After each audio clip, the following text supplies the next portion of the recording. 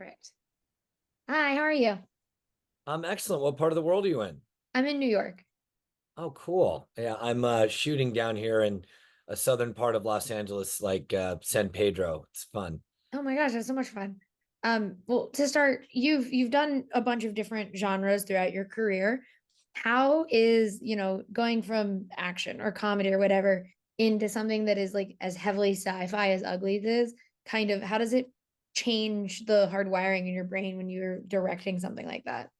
What an interesting question. I don't know. I've always been very comfortable in the space because of, Supernatural, Terminator, Shadowhunters. It's been in my blood, and I'm just such a fan to begin with, first and foremost, that I'm very, very happy to live in the world of world creation. So for me, I just was very attracted to Uglies primarily because of the messaging of the books, which I thought was so progressive and prescient in regard to people being obsessed with their looks and just seeing what's going on, where you can't just post a picture today on Instagram or what have you.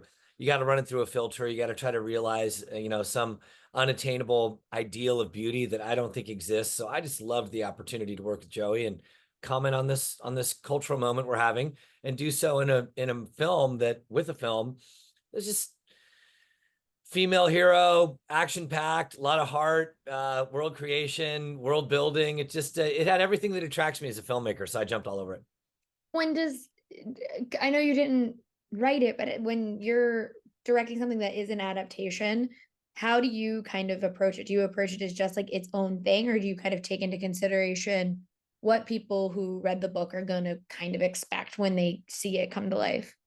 Oh, I wildly take into consideration what people have come to expect. I'm passionate about it. And you do your best to synthesize that expectation with what you're doing in a movie. And you want to add enough to make it, you know, new and alive. And it's a very, very different medium, a 350-page book versus a, 90-minute, maybe 2-hour movie.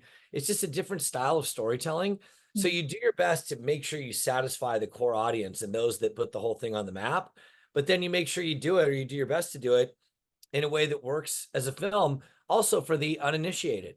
But for me, I don't know. I've always been comfortable in that, just from all the time at, Comic-Con and what have you, and just sort of living in the space and being such a fan that, yeah, I just, it feels organic to me and authentic. So I enjoy it very much. But the premise of this also reminds me a lot of there's a line in Barbie where Barbie is crying and she's like, "I'm not pretty," and it's Margot Robbie, and the voiceover says, "Maybe don't cast Margot Robbie if you're trying to make this point." And like when I was watching the Uglies, I'm like, Joey King is so pretty. I like it was like hard for my brain to like wrap around the fact that like by the standards of this world, she is not considered pretty, which is the overall theme of the stories and the movie as a whole. When you're doing something like that, when you made them kind of, this unrealistic beauty where it's smooth skin and it looks like they got kind of put through an AI system, what was the conversations like building out like what the typical like beauty standard of these individuals would look like versus like what we would consider a beautiful human here on earth? Well, to answer the first part of the question, I mean, you nailed the whole pitch. I couldn't put it so well. Thank you for succinctly putting it. Joey's so beautiful. Chase is so beautiful. Keith, Mm-hmm. Brian, like everybody. And that's the point. The point is, this world has you poisoned to Mm-hmm. believe that you're never enough. No matter what you look like, it's not enough. You got to change it. You got to change it. You got to up it. You got to do this. And I think there's a lot of that going on today, which is insane. And then furthermore, it's the darndest thing when you actually love somebody for their character, what they look like truly becomes attractive to you. Mm-hmm. You know, so it's just, these are principles of attractiveness, and it just all goes down to beauty is interior. And when you're comfortable in your own skin, that's indeed attractive. Then people start to prescribe your physical characteristics of those which are attractive. I mean, maybe bushy eyebrows are in, maybe thin eyebrows are in. That doesn't matter. All that stuff will come and go. What matters are the core elements of what makes people attractive.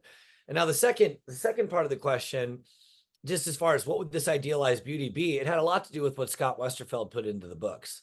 So it started there, with like eye detail and cheekbone detail, what have you. But then there was a lot of cognizance of just, what everybody seems to be doing today to themselves, as far as like a fuller lip, reduction in the buccal, if I'm saying the word correctly, the buccal fat under your Okay. cheek, all this silly stuff.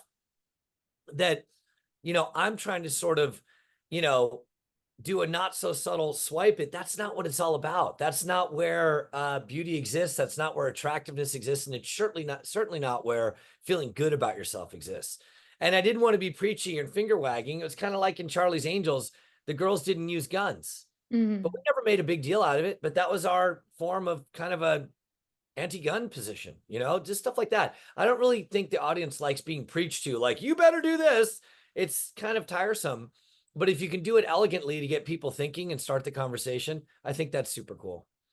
Yeah, because it instantly made me think like I wear glasses clearly, and I'll wear them in interviews, and I get comments that are like, she couldn't even make herself look presentable, and I'm like, I wear glasses. What do you mean? Like I was like, I need glasses to see, but it's like this beauty standard of you have to look like a person who has no glasses on and look a certain way, and if you don't look that way, we're gonna yell at you.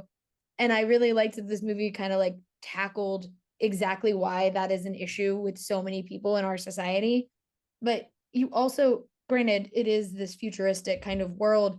It still felt very real when you are existing in that space where it's kind of out there and not what we necessarily know. What elements did you kind of use to make it as practical as possible so it felt very real when we were watching it?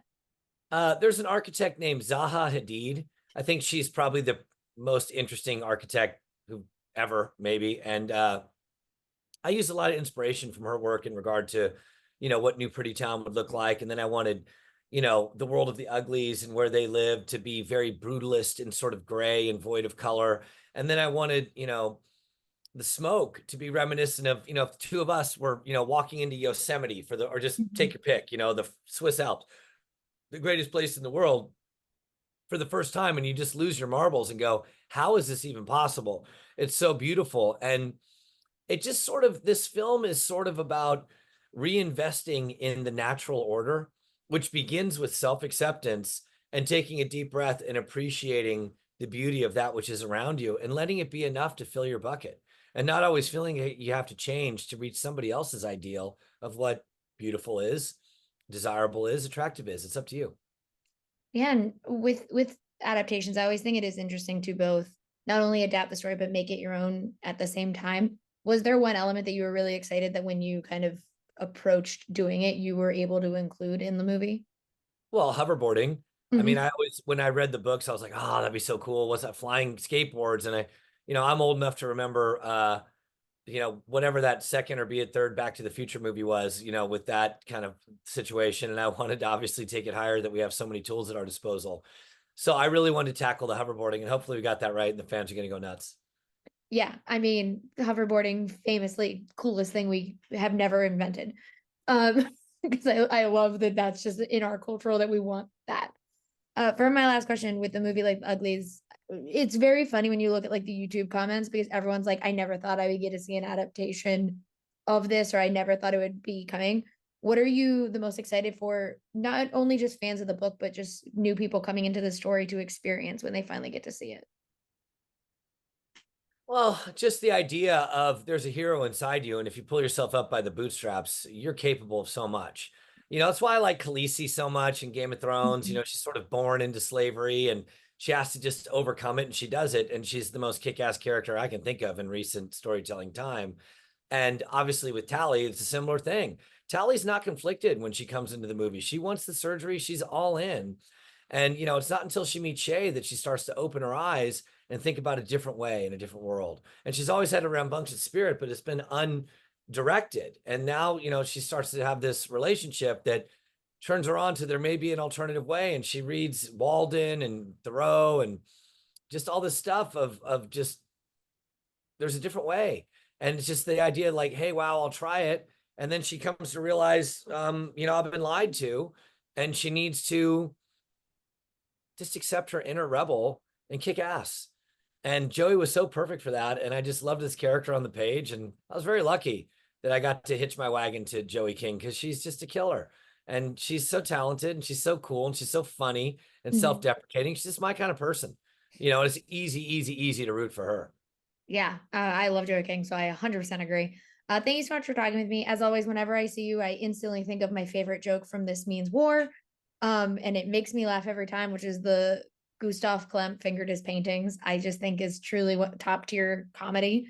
So thank you. How are we not best friends? The fact that you're coming with that callback, how are we not best friends? It is Because truly one of that, the funniest jokes of all time to me. yeah, we could share a lot of jokes on that. Just cheers. Let's be friends. I'll see you in New York, and we'll tell more jokes on that level. That'd be Back awesome. and forth. But thank you so much for talking with me. I can't wait for everyone to see Uglies. Oh, the best. I hope to speak to you soon. Awesome. Thank you. Have a great Thanks, one. Rachel. See ya.